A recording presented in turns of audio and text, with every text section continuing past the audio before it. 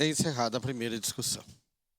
Em primeira discussão, o projeto de lei número 191/2024, contido no processo número 241/2024, de autoria do Poder Executivo, que altera o dispositivo da lei número 9.129, de 27 de maio de 2024, que desafeta e autoriza a permuta de imóveis de propriedade do município de Caxias do Sul por imóvel de propriedade de Aldo Dalle Laste, atingido por decreto de utilidade pública.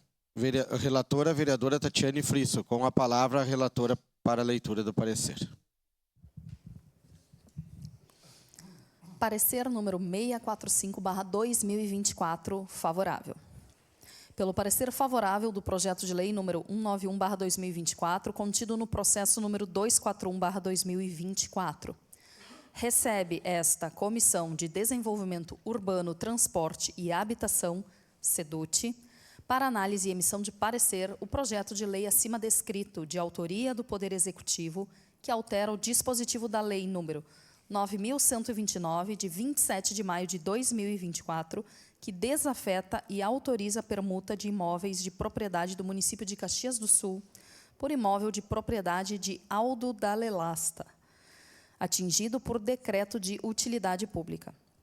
Conforme apresentado na exposição de motivos, o ajuste legislativo decorre de uma retificação na matrícula do imóvel, objeto de permuta, o que levou à abertura de um novo título de propriedade no registro imobiliário. A permuta de imóveis representa um instrumento de gestão patrimonial que permite ao município ajustar suas necessidades às diretrizes de interesse público.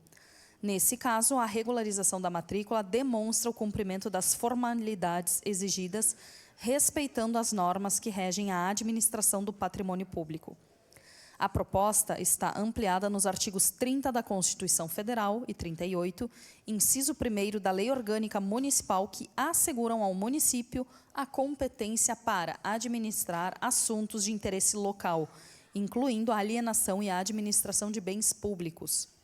Baixado à Comissão de Constituição, Justiça e Legislação, a mesma manifestou-se pela constitucionalidade deste projeto. Ante ao exposto, esta Comissão de Desenvolvimento Urbano, Transporte e Habitação manifesta-se de forma favorável ao projeto de lei número 191/2024, contido no processo 241/2024. Caxias do Sul, 2 de dezembro de 2024, 149 anos de colonização e 134 de emancipação política. Assinam este documento o vereador presidente Wagner Petrini, vereador Adriano Bressan, vereador Lucas Gil e vereadora Tatiane Frisso. Em primeira discussão.